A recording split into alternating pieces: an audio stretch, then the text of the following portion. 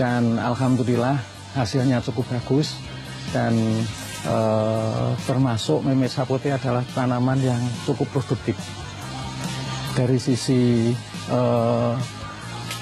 bisnis buahnya, itu juga cukup menjanjikan.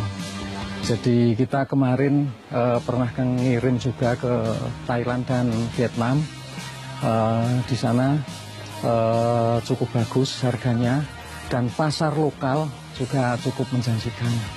Jadi meme sapote adalah endemiknya di Meksiko dan daerah Amerika Latin.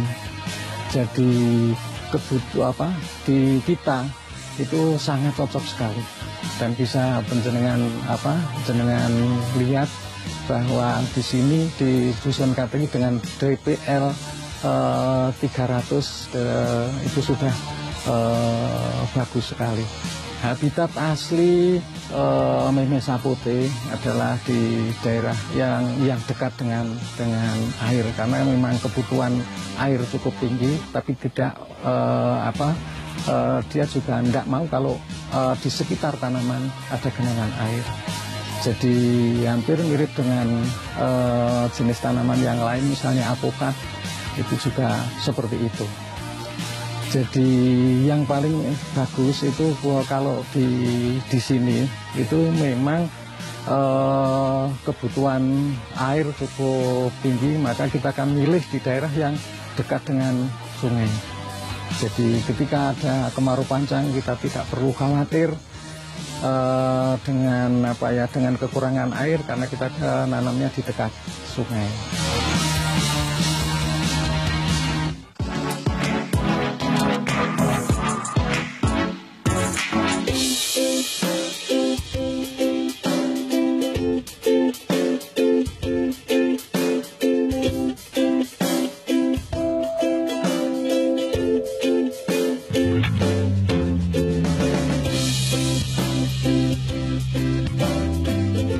Mame sapote merupakan spesies tanaman pohon sawo, tapi dengan panjang 10–25 cm. Berbeda dengan sawo jumbo, yang membedakannya adalah daging yang berwarna orange kemerahan dan ukuran mame sapote yang lebih besar ketimbang sawo biasa. Bobotnya bahkan bisa mencapai 2 hingga 3,5 kg, dan yang berbeda jauh jika dibandingkan dengan sawo jumbo yang hanya berkisar sekitar 300 gram saja. Selain memiliki ukuran yang besar, mame sapote memiliki daging buah selembut ketela. Dan dalam satu buahnya hanya terdapat 1 biji dengan panjang sekitar 7 cm saja, sehingga mame sapote enak dan gampang dinikmati.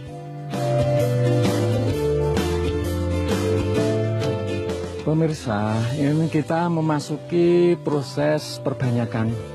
Jadi perbanyakan untuk di kita pakai sistem sisip.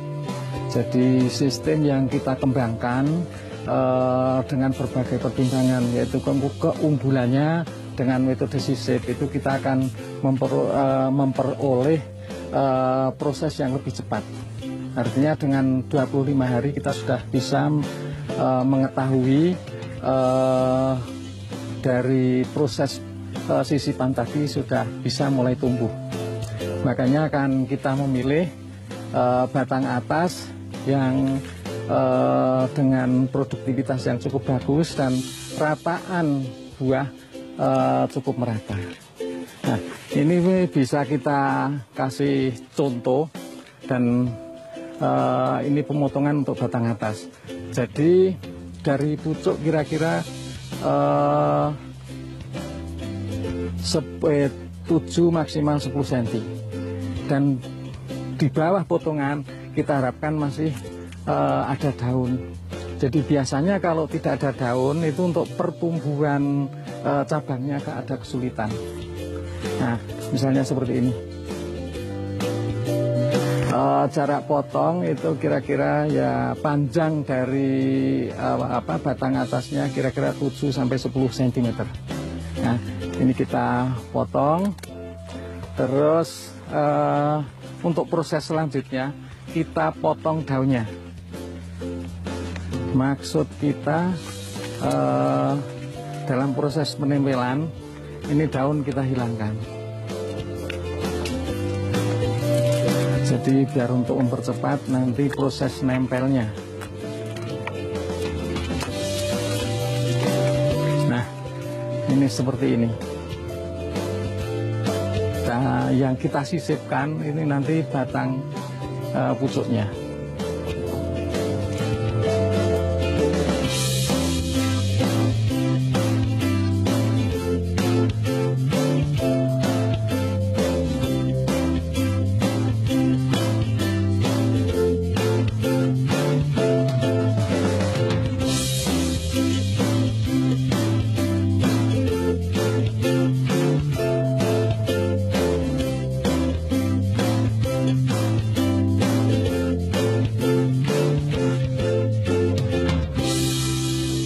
Pemirsa, ini kita di sesi perbanyakan.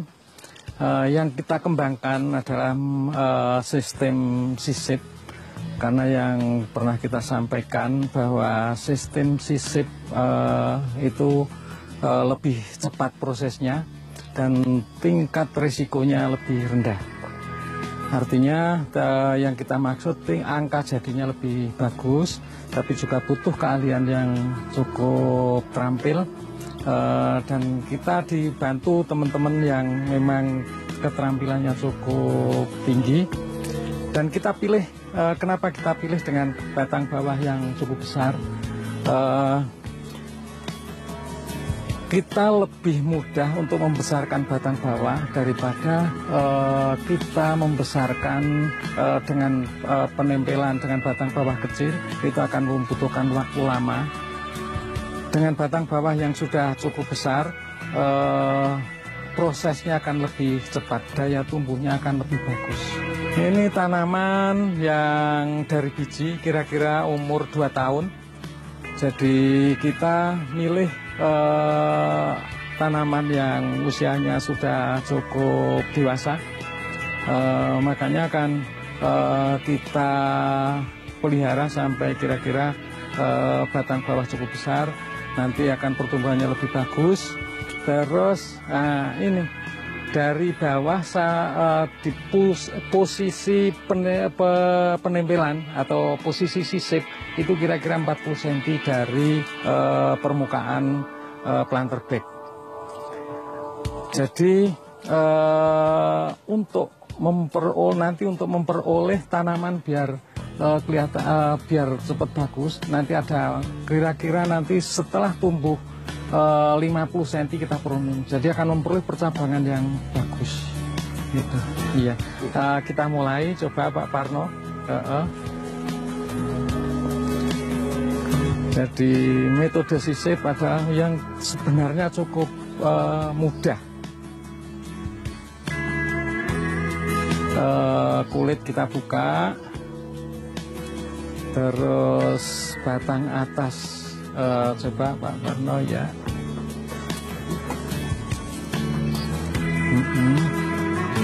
Ya, terus kita masukkan di sela-sela antara kulit dan batang, kita ikat.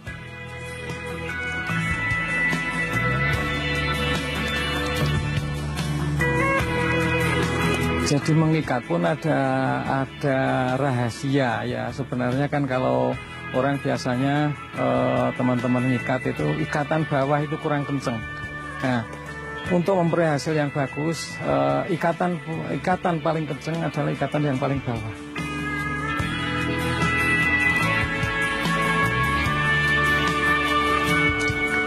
Karena batangnya sudah cukup besar, maka membutuhkan plastik dua irisan.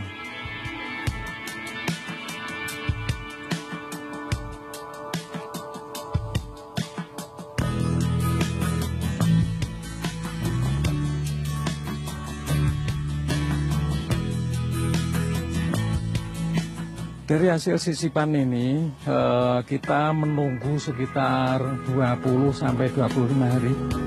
Setelah 25 hari kita buka, akan memperoleh tunas baru.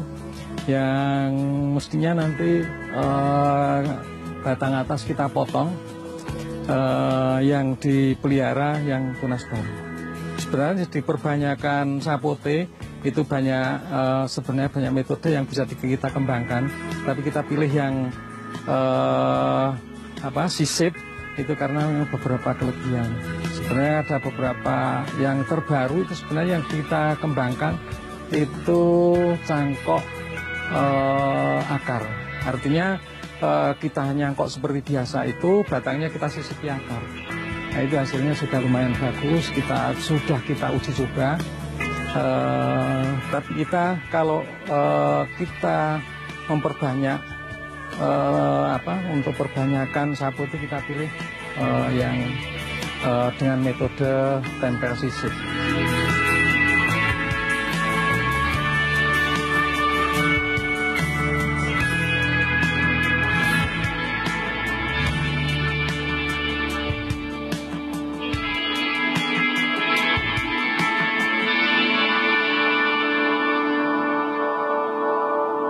Ya, pengalaman kita di berkebun meme sapote yang kaitannya dengan hama dan penyakit, selama ini kita belum pernah menemukan khususnya hama seperti buah-buah yang lain kaitannya dengan lalat buah.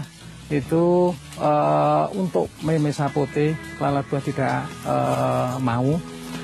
Terus yang paling kita perhatikan ketika berbunga. Jadi yang kaitannya dengan dengan hama dan penyakit, insya Allah saya belum pernah menemukan di meme sapote. Cuman ketika berbunga itu di kelopak sudah mulai ngembang, itu biasanya 1-2 buat sarang semut. Jadi hanya itu mungkin yang agak mengganggu. Tapi kalau dengan penyemprotan yang cukup intensif, hal itu tidak akan terjadi.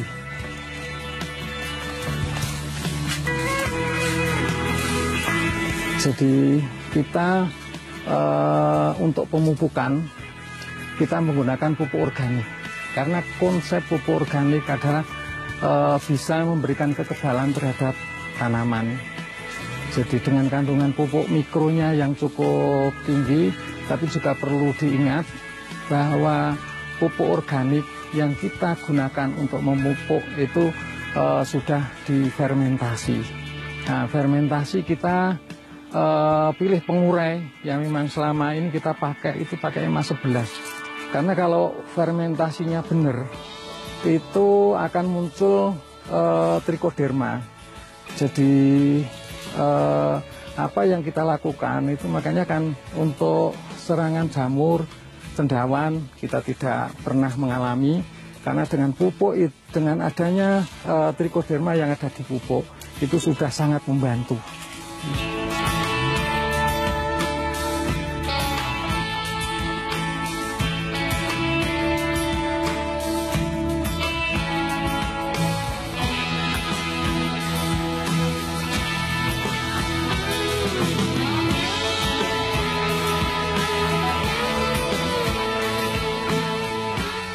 Berat sapote ini yang kita pegang ini kira-kira 1,5 kilo.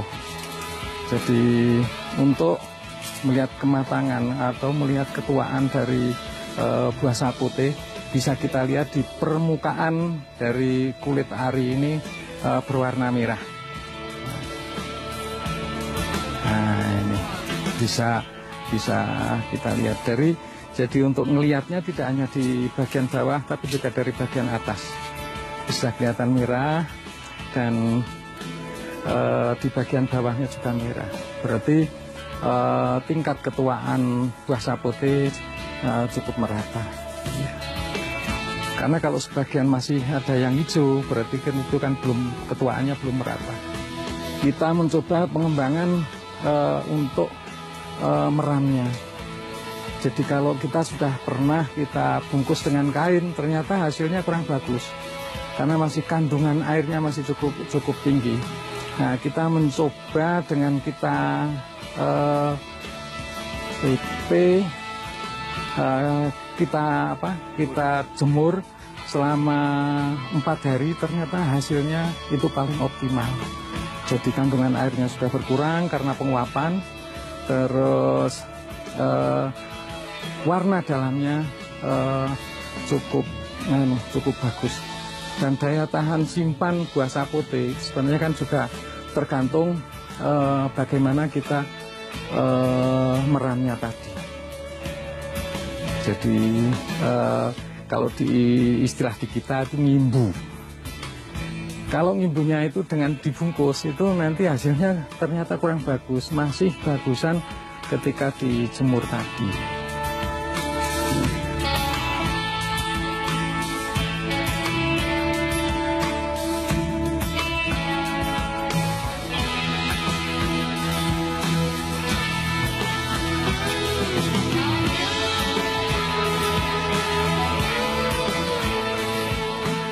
Cita rasa mamei sapote beraroma khas sawo pada umumnya. Teksturnya lembut dan creamy, lalu ketika dikecap, terasa campuran ketela rambat, walu, rasa manis madu, bercampur dengan gurihnya almond sehingga buah ini kaya akan rasa. Untuk kandungannya, mamei sapote kaya akan vitamin B6, vitamin C, juga sumber riboflavin, niacin, vitamin E, mineral K, serta serat diet yang bagus untuk kesehatan manusia.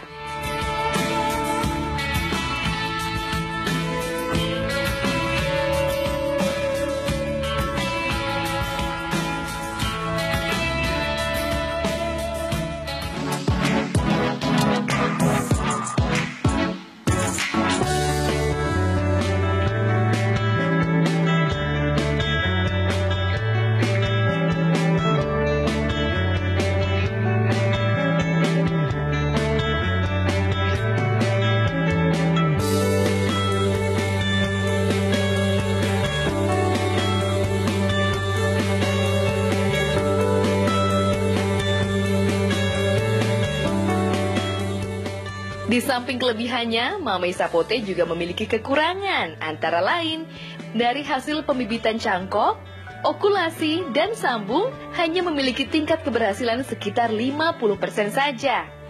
Tak hanya itu, perkembangan pohon ini tergolong agak lambat, karena bibit dari hasil cangkokannya saja dapat ditanam setelah minimal 6 bulan tanaman tersebut tumbuh.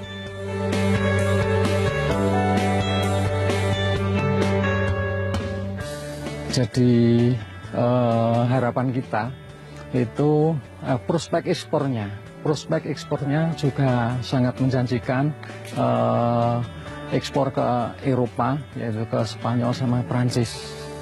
Karena memang kebutuhan di sana yang secara tradisional mereka mendatangkan buah mamei sapote dari Amerika Latin, khususnya dari Meksiko sama Brazil, Kuba, dan di sekitarnya. Jadi untuk masa depan kita yang kaitannya dengan berkebun, itu makanya kita milih mamei sapote. Dengan demikian kita punya harapan nanti untuk bisa dikembangkan dan bisa ditanam di kebun-kebun kita. Karena dengan melihat dan mempertimbangkan prospek pasar daripada buah sapote yang sangat menjanjikan. Jadi kenapa kita menjual yang produk-produk yang sudah mulai produksi dengan pertimbangan jangan sampai nanti yang sudah dengan harga yang cukup tinggi itu nanti kurang seperti apa yang diharapkan. Jadi pengalaman kita pernah nanam 6 tahun yang lalu, ternyata baru 6 tahun, di tahun ke-6 itu baru mulai produksi. Jadi saya khawatir ketika nanti kita sudah beli bibitnya, tapi kita juga harapan kita tidak sesuai dengan yang kita harapkan. Pemirsa, apa yang telah kita sampaikan tadi yang kaitannya dengan sapote, baik prospek buahnya maupun budidayanya, maka untuk selanjutnya kami Bapak Samlawi kita sampaikan bahwa untuk budidaya dan apa yang kaitannya dengan pengembangan sapote atau berkebun sapote, bisa datang ke kita, bisa ke Dusun Kateki, Desa Kebonrejo, Kecamatan Salaman, Kabupaten Magelang, atau bisa menghubungi WA kita, yaitu yang kita kenal dengan nama Losembi Salaman. Bisa menghubungi WA kami 081 392 469609. Kita open, jadi banyak teman yang belajar ke kita, dan kita tidak memungut biaya untuk budidaya tanaman, baik tanaman sapote maupun tanaman yang lain.